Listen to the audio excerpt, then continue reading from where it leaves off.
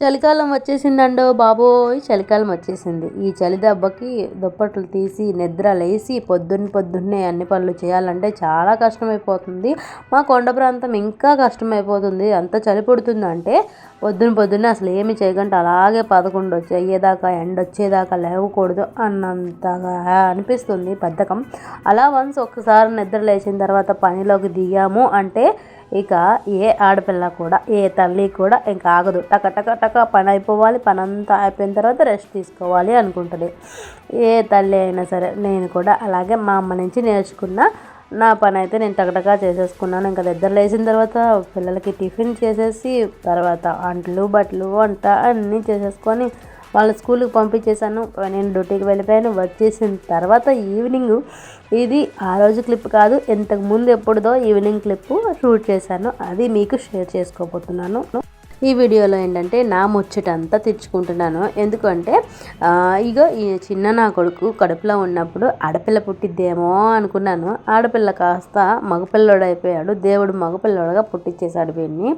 మా చెల్లి కడుపులో ఉన్నప్పుడు మా అమ్మ మగపిల్లడు ఏమో అని కోటి ఆశలు పెట్టుకొని మా చెల్లిని కనింది. మా చెల్లి కాస్త ఆడపిల్ల అయ్యేపాటికి మాకు ఆ కోరికలన్నీ మాలో తీర్చుకునేది. మాకు ప్యాంటు షర్ట్లు వేయడం, మాకు క్రాఫ్ట్లు చేపించడం అలాంటివన్నీ చేసి ఇక మా పిల్లలు మగపిల్లలు అయ్యేపాటికి మరి నాకు ఆ ముచ్చట తీరాలి కదా, ఆడపిల్ల ముచ్చట. అందుకని నేను కూడా ఈ రకంగా వాళ్ళకి జల్ల వేసుకొని చూపిస్తున్నాను. మెయిన్ కారణం ఏంటంటే హెయిర్ బాగా పెరిగిపోయింది. వాళ్ళ నాన్న హెయిర్ కట్ చేపిస్తానంటే చేయించుకోవట్లేదు. ఇంకా అందుకని సరే మీకు జల్ల వేసి రెడీ చేసుకుంటాను అని చెప్పి రెడీ చేసుకుంటున్నాను. నాకు ఈ జడ అంటే చాలా ఇష్టం ఫ్రెండ్స్. కృష్ణుడి జడ, ఆ కృష్ణయ్య అన్న, ఆ కృష్ణయ్య వేసుకునే జడన్న, ఆ కృష్ణయ్య చేసే చేష్టలన్నా చాలా ఇష్టం.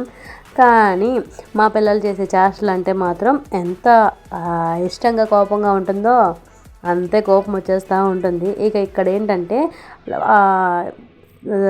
అది స్ట్రాంగ్ పెప్పర్ సీజన్ అని ఏదో ఆట ఆడుకుంటారు. దేనికోసం అంటారా, వేణుగాడి చేతిలో సంచి ఉంది చూసారా, ఆ సంచి కోసం. నేను పట్టుకుంటానని చెప్పి ఆ సంచి కోసం ఇలాగా ఆడుకుంటా ఉన్నారు వీళ్ళు రోడ్ల మీద. ఇంకా పదండి అని చెప్పి ఒక గజరితే నాకెవ్వరా అన్నా కూడా నాకు ఎవడా వేణుగాడు, అదేంటో కానీ మోస్తే కానీ ఆనందం తీరిద్దులేరా అని చెప్పి నేను కూడా వదిలేసి వాడికి ఇచ్చి అలా మోపించాను. 2 మెట్లు మోసేపాటికి అమ్మ పట్టుకో అని చెప్పి నాకే ఇచ్చేసాడు ఈ వేణుగాడు. కోతి చేష్టలు చేసేవాడు. ఇక్కడ ఇదేంటంటే BRTS రోడ్డు దగ్గర ఫుడ్ కోర్ట్ ఫ్రెండ్. ఈ ఫుడ్ కోర్ట్ దాటుకుంటూ వెళ్ళిపోతున్నాం నాన్న వాళ్ళ ఇంటికి. ఇక్కడ భలే బాగుంటుంది, ఫుడ్ కూడా చాలా బాగుంటుంది అండ్ రేట్ కూడా అలాగే ఉంటుంది, చాలా ఉంటుంది రేటు కూడా. మధ్యతరగతి వాళ్ళు అయితే ఈ ఫుడ్ కోర్ట్కి రాలేరు, భోజనం చేయలేరు. ఇక్కడ తినే తిండి బయట తింటే ఇద్దరికి సరిపోతుంది. ఇక్కడ ఒకరు తినే తిండికి కాస్ట్ అలా ఉంటుంది ఫుడ్ కోర్ట్లో. అయితే ఎటు జడ్డు ఏం కావాలన్నా దొరుకుతాయి. బిర్యానీ కానించి బ్రెడ్ జాము కానించి అన్నీ దొరుకుతాయి. టిఫిన్, ఇడ్లీ, పూరి, గారి, పరోటా, చపాతి అన్నీ దొరుకుతూ ఉంటాయి. ఐస్ క్రీమ్లతో సహా అన్నీ దొరుకుతూ ఉంటాయి. ఐస్ క్రీమ్ అంటే గుర్తొచ్చింది ఫ్రెండ్స్, ఇప్పుడు మీకు చూపిస్తాను చూడండి. అలా వెళ్తూ ఉంటే లెఫ్ట్ సైడ్ మాకు ఒక ఐస్ క్రీమ్ బండి కనిపించింది. ఇంకా మా నాన్న దిగి ఎమ్మటే మీ తాతలకు ఐస్ క్రీమ్ కొనాలి అని చెప్పి మా పిల్లల తాతలు అంటారులేండి, వాళ్ళిద్దరికి 2 తీసుకొచ్చాడు.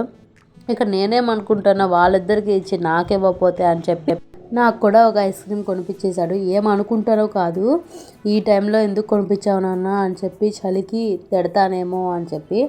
అయితే ఐస్ క్రీమ్ చూసేదాకా తిడతాను, అంటే తినకముందు అయితే తిడతాను. ఒకసారి తిన్న తర్వాత ఇంకేమనేది ఉంది చెప్పండి. ఇంకా అలా బయటకు వచ్చాను, ఐస్ క్రీమ్ అంతా కూడా తినేస్తూ ఉన్నాము. నేను తినడమే కాదు నా పిల్లలు కూడా బయట కూర్చోబెట్టి తినిపిస్తున్నాను. ఎందుకంటే వాళ్ళు తినడం రాదు కదా, మొత్తం పడేస్తూ ఉంటారు. ఇక రాజుగాడు చల్లగా ఉందంటాడు కానీ ఐస్ క్రీమ్ మొత్తం లాగించేస్తాడు. ఇక చూడండి వీడు ఎలా లాగించేస్తూ ఉంటాడో. అది అయిపోయిన తర్వాత ఇలా బయటకు వచ్చి కాసేపు షటిల్ బ్యాట్ ఆడుకుంటున్నారు ఇద్దరు. మన ఇంటికాడ ఓపెన్ ప్లేస్ తక్కువగా ఉంటుంది కాబట్టి వాళ్ళకి ఆడడానికి ఉండదు పాపం. అందుకని ఇక్కడ రాగానే మంచిగా భలే ఆడుకుంటారు. మారుతున్న టెక్నాలజీ కోసం ఆనందపడాలో లేదంటే జనాల్లో దూరం పెరిగిపోతున్నందుకు బాధపడాలో అర్థం కావట్లేదు. మా చిన్ననాటి కాలంలో అయితే లైటు వీధికి ఒకటి ఉండేది. ఆ వీధి లైట్ దగ్గర ఒక 10-15 మంది పిల్లలమైతే వెళ్ళి అలా ఆడుకుంటూ ఉండేవాళ్ళం. ఎంత హ్యాపీగా ఉంటుందో ఆ రోజులు మళ్ళీ రావు. ఇప్పుడేమో ఎవరింట్లో వాళ్ళు టీవీలకి ఫోన్లకి అతుకుపోతూ ఉంటున్నారు కదా. అప్పుడు 100 ఏళ్ళు బ్రతికే వాళ్ళు ఇప్పుడు 60 ఏళ్ళు బ్రతకడం కూడా కష్టమైపోతుంది. అప్పుడు 60 ఏళ్ళ వాళ్ళకి ఉన్న బలం శక్తి ఇప్పుడు 20 ఏళ్ళ వాళ్ళకు కూడా ఉండట్లేదు.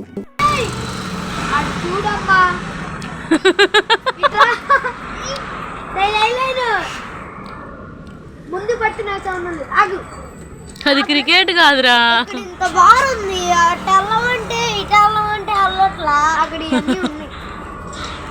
ఒకేసారి నీకు బాగా ఎక్కువైంది వేణుగా.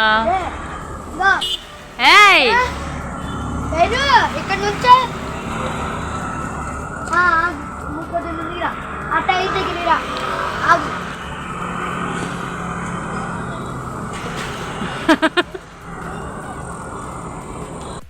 ఇలా ఆటలు తక్కువ మాటలు ఎక్కువ. ఇక్కడ ఒక చిన్న క్లిప్ చూపిస్తున్నాను చూడండి వీడియోలో.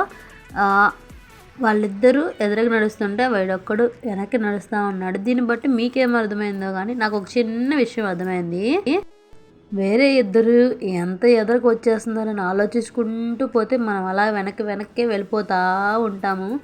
అలా జీవితం సాగిపోతూ ఉంటుందని అనిపించింది. తర్వాత వాళ్ళిద్దరు ఆటకి రాజుగాడు దెబ్బకి నేను ఆడనమ్మా, ఇంకా తమ్ముడు చూడమ్మా ఎలా ఆడుతున్నాడో అని చెప్పి నన్ను బతిమలాడి రా అమ్మా అంటే ఇంక నేను లేసాను.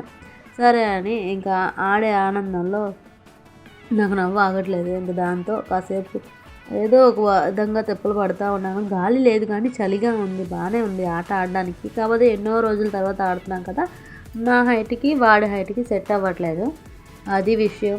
ఇంకా ఎలాగైతేనే వాళ్ళని కాసేపు ఆనంద పెట్టడానికి నేను కూడా ఆడాను. ఎలాగో మన ఇంటి దగ్గర ఆడుకోవడానికి అంత ఓపెన్ ప్లేస్ ఉండదు, ఎలాగో ఇంట్లోనే ఆడుకుంటూ ఉంటారు పాపం. చుట్టూ కూడా చెట్లు, చేమలు, పాములు, పురుగులు ఉంటాయని భయంతో మేము గేట్లు బయటకే రానివ్వం. ఇలా బయటకు వచ్చినప్పుడైనా మంచిగా ఆడుకుంటారు కదా అనే ఒక చిన్న ఉద్దేశంతో ఇలా బయటకు తీసుకొస్తూ ఉంటాను. అప్పుడప్పుడు ఇలా వచ్చినప్పుడు ఆడిపిస్తూ ఉంటాం. ఇంకా చాలా బెటర్. మిగతా పిల్లలంతా కూడా ఒక గుంపుగా చేరి ఆడుతూ ఉంటారు కానీ వీళ్ళైతే టీవీ అండ్ ఫోన్ తప్ప వేరే ప్రపంచమే ఉండదు. ఇంకా ఇంట్లోనే ఆడుకుంటారు. వీళ్ళ అక్క, వీళ్ళ అన్నయ్య మొత్తం నలుగురు కలిసి అలా ఆడుకుంటూ ఉన్న వాళ్ళకి కొంచెం మనం ఎంకరేజ్మెంట్ చేయాలి కదా అనిపిస్తూ ఉంటుంది. ఇక అలా అయిపోయిన తర్వాత మార్నింగ్ ఇంకా పిల్లలు స్కూల్కి రెడీ చేపించేసి ఇక స్కూల్కి తీసుకెళ్ళిపోతూ ఉన్నాను. ఇక మా అమ్మకి తాళం ఇచ్చేసి అలా వెళ్ళిపోతూ ఉన్నాము. ఇక మా నాన్న వస్తే తాళం తీసుకుంటారు, అందుకని చెప్పి నాన్నకి తాళం ఇచ్చేసి మేము ఇంకా అలా వెళ్ళిపోతూ ఉన్నాం. చల్ స్కూల్కి ఇంకా టైం అయిపోతూ ఉంది. 9 కల్లా స్కూల్లో ఉండాలి. ఇప్పుడు 8:30 అయిపోయింది. హాఫ్ అన్ అవర్ లోపు వెళ్ళిపోవాలి. సో అలాగా ఇంకా మేము ఆటో కూడా ఎక్కిపోయాం. ఇక ఆటోలో చూసారా, ఈవిడేమో టీచర్ గారు, గవర్నమెంట్ స్కూల్ టీచర్ గారు, ఆవిడకి స్కూల్ టైం అయిపోతుందని కంగారుగా ఉన్నారు. కరెక్ట్గా 9 కల్లా వెళ్ళిపోయింది. టైం మెయింటైన్ చేయాలి కదబ్బా.